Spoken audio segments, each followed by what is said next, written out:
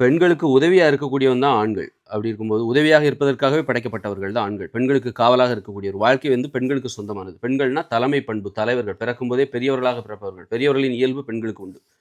பிறக்கும்போதே அவங்களுடைய இயல்பே பெரியவர்கள் தான். அவங்கள பெத்தெடுக்குறாங்க பாருங்க. அந்த பெண் அ அம்மா கிடையாது. மகள். இந்த பிறக்கும்போதே இவங்க அம்மாவா தான் பிறக்குறாங்க. இப்படி இருக்கும்போது பெண்கள் ஆதிக்கம் செலுத்த வேண்டும். பெண்களை ஆண்கள் வாங்க, போங்கன்னு கூப்பிடணும். அது மாரி ஆண்களை பெண்கள் வாடா, போடான்னு கூப்பிடணும். பெண்கள் ஆண்களை உதவியா வச்சுக்கணும். ஆண்கள உதவியா வச்சுக்கும்போது எப்படி வச்சுக்கணும் அப்படின்னா, தன்னால செய்ய முடியாத ஒரு வேலைய ஆண்களால செய்ய வைக்கக்கூடாது. ஒரு பெண்ணால போரிட முடியாது, என்னால போருக்குலாம் போ முடியாது, சண்டை போட முடியாதுன்னா, "நீ மட்டும் போயிட்டு வாப்பா சண்டைக்கு" அப்படின்னு அனுப்பக்கூடாது. அது தப்பு. தனக்கு வலிக்கும், தனக்கும் சாவதற்கான வாய்ப்பு இருக்கு அப்படின்னா, அதனால தான் நீ போரிட மாட்டேங்கிற. அப்போ ஆண்களையும் ஏன் அனுப்புற? அப்படி அனுப்பக்கூடாது. அது மாரி தனக்கு எது பாதுகாப்போ அதை ஆண்களுக்கும் குடுக்கணும். ஒரு ஆண தன்னால செய்ய முடியாத திறமையான வேலைகள் எல்லாம் அவன வச்சு செஞ்சு ஆடம்பரமா வாழ்ந்துரலாம்னு நெனச்சா, பெண்கள் எப்பவுமே உயர்வு நிலையில தான் இருக்கணும். ஆண்கள் தாழ்வு நிலை. இதான் சமத்துவம். அப்ப பெண்களால உயர்வு நிலையில இருக்க முடியாது. தாழ்ந்துருவாங்க. ஏன்னா, ஆண்கள் தன்னால செய்ய முடியாத விஷயத்தெல்லாம் ஆண்கள வச்சு செய்யும்போது, ஆண்கள் விவரமானவர்களாக மாறிவிடுவார்கள். ஆண்கள் விவரமானவர்களாக பெண்களை விட விவரமானவர்களாக மாறிவிடுவார்கள். ஏன்னா, பெண்ணால செய்ய முடியாத விஷயத்த தானே ஆண் செய்றான். அப்படி செய்ய வைக்கிறது யார்? இந்த பெண்கள் தானே. அப்படியும் பெண்களுக்காக தானே இவன் செய்றான் அப்படின்னு நெனச்சுட்டு, நமக்காக தானே செய்றான் அப்படி செய்ய இவன் என்ன பண்றான்? விவரமானவனாக ஆகிவிடுகிறான். பெண்களை விட விவரமானவனாக ஆயிடும்போது, அப்புறம் என்ன பண்றான்? பெண்களுடைய பேச்ச கேட்க மாட்டான். விவரமானவங்க பேச்ச தான் கேட்கணும். அதனால பெண்கள் எப்பவுமே விவரமா இருக்கணும். ஆண்களை விட விவரமா இருக்கணும்.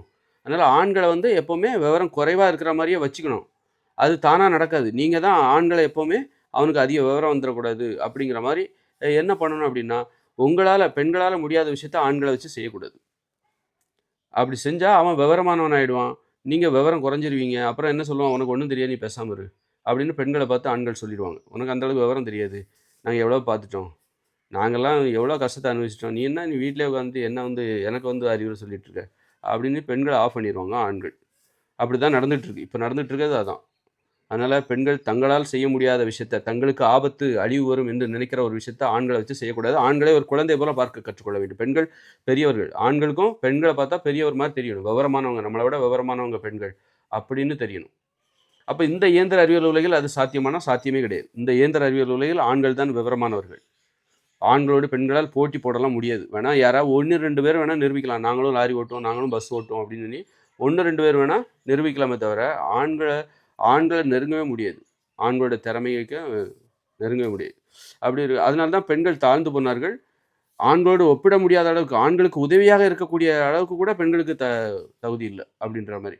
பெண்கள் உதவியா இருக்கிறாங்கிற பேர்ல சமைச்சு தான் போடுவாங்க. மத்தபடி அவன் செய்ற தொழில்ல உங்களால உதவியா இருக்க முடியுமா? ஒரு லாரி ஓட்டுகிற ஒரு ஆண்களுக்கு கிளீனரா அவங்களால வேலை பார்க்க முடியுமா? முடியாதா? அப்படின்னு முடியும். முடியும். எங்களாலயும் முடியும்னு 1, 2 பேர் முயற்சி பண்ணலாம்.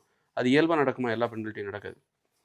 அதனால அது பாதுகாப்பு கிடையாது. அதனால ஆண்கள் கப்பல் ஓட்டுறான், தொழிற்சாலையில வேலை பார்க்குறான், கட்டடங்கள கட்டுனது யாரு? பெரும்பாலும் ஆண்கள் தான். 90% ஆண்கள் தான். ஆண்களால் கட்டப்பட்ட கட்டிடம் இது. ஒரு 5% பெண்களுடைய பங்களிப்பு இருக்கும். இந்த இயந்திர அறிவியல் உலகை உருவாக்குவதில் கட்டமைப்பு பெண்களுடைய வேலை என்ன பண்ணி சமைச்சாங்க. வீட்ல உள்ள வேலைகள செஞ்சாங்க. இதுதான் ஆண்களுக்கு பெண்கள் செய்ற உதவியா இருக்கே தவிர, அவன் செய்யற வேலையில உங்களால உதவியா இருக்க முடியுமா? முடியாது.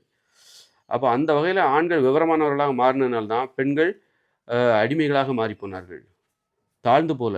ஆண்கள் உயர்ந்துட்டாங்க. ஆனா பெண்கள் தாழ்ந்து போல. அவங்க இழிவான நிலைக்கு போயிட்டாங்க. அவங்க எதுக்கும் உதவாதவர்களாக ஆண்களின் பார்வைக்கு தெரிந்து கொண்டார்கள். ஆண்களின் உழைப்பை அனுபவிக்கிற வெறும் சோம்பேறி கூட்டம் அப்படிங்கிற மாரியான ஒரு புரிதல் பெரும்பான்மையான ஆண்களுக்கு இருப்பதற்கு, இந்த இயந்திர அறிவியல் உலகம் என்பது காரணமாக அதனால பெண்கள் பெரியவர்களாக தெரிய வேண்டும். பெண்கள் உயர்வானவர்களாக தெரிய வேண்டும். அப்படின்னா, என்ன பண்ணணும்னா, நம்ம எளிமையான உலகத்துக்கு போயிடணும். இந்த உலகத்தில தானே இயந்திர அறிவியல் உலகத்தில கப்பல், காரு, விமானம் இதில தானே பெண்கள் ஆண்களுக்கு தேவைப்படுகிறார்கள். ஆண் ஆண் ம் இந்த மாரியான உலகத்தில தானே ஆண்கள் பெண்களுக்கு தேவைப்படுகிறார்கள். பெரியவர்களாக ஆண்கள் பெரியவர்களாகி போனதுக்கு என்ன காரணம்? இந்த கான்கிரீட் கட்டடம், கப்பல்கள், விமானம் இந்த மாரி தொழில்நுட்பம், கட்டமைப்புகள் இதெல்லாம் தானே காரணமா இருக்கு. அப்ப இதுவே இல்லாம ஒரு குடிசையில வாழ்ந்துட்டா? அப்ப அங்க ஆண்கள் விவரமானவனா இருக்க மாட்டான்ல. அந்த வாழ்க்கையில பெண்கள் விவரமா இருக்கிறது ரொம்ப ஈஸி தானே. ஒரு இயற்கையோட இணைஞ்சு ஒரு குடிசையில வாழ்ற வாழ்க்கை. நாமளா உருவாக்குகிற ஒரு காடுகள், உடல் உழைப்பை அடிப்படையாகக் கொண்டு எல்லாருமே விவசாயம் தான். தற்சார்பு வாழ்க்கை முறை. அவரவர் தேவைய அவரவரே பூர்த்தி செய்யணும். அப்படிப்பட்ட ஒரு வாழ்க்கை வாழும்போது, என்னாகும் அப்படின்னா, ம் அங்க பெண்களால ஆண்களை விட விவரமானவர்களா இருக்க முடியும். ஆண்கள குழந்தையாவே வச்சுக்கலாம். அவனுக்கு நீ ஒண்ணும் தெரிய தேவையில்ல.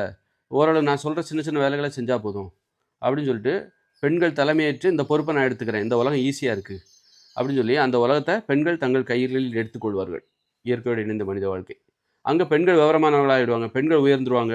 ஆண்கள் அடிமையாலாம் மாற மாட்டாங்க, உதவியாக இருப்பாங்க. பெண்களுக்கு உதவி, விவரமான பெண்களுக்கு உதவியாக இருப்பது ஆண்களுடைய வேலை. ஆண்கள் ஒரு குழந்தையாக பெண்களுக்கு தெரிவார்கள். ஏன்னா பெண்கள் மிகப்பெரிய அந்த பொறுப்பு, அந்த இயற்கையோடு இணைந்த மனித வாழ்க்கை இருக்குல்ல, தற்சார்பு வாழ்க்கை, அதோட பொறுப்பே பெண்கள்கிட்ட தான் இருக்குது. அப்படி இருக்கும்போது அந்த வழி நடத்துறது, பாதுகாப்பு, அப்படி இருக்கும்போது பெண்கள்கிட்ட அந்த பொறுப்பு போகும்போது என்ன பண்ணுவாங்க அப்படின்னா, அவங்க வந்து த தனக்கு எது பாதுகாப்போ அதை தான் ஆண்களுக்கு சொல்லுவாங்க. நீ போய் சண்டை போடு அப்படி சொல்ல மாட்டாங்க. அன்பால் சாதிப்பாங்க. ஒரு ஒரு ஒரு ஊருக்கும் இன்னொரு ஊருக்கும் சண்டை வராது. இந்த மாதிரி பல மாற்றங்களை நாம் சந்திக்க போகிறோம் 2040ஆம் ஆண்டுக்கு பிறகு. அடுத்த வீடியோவில் சந்திப்போம்.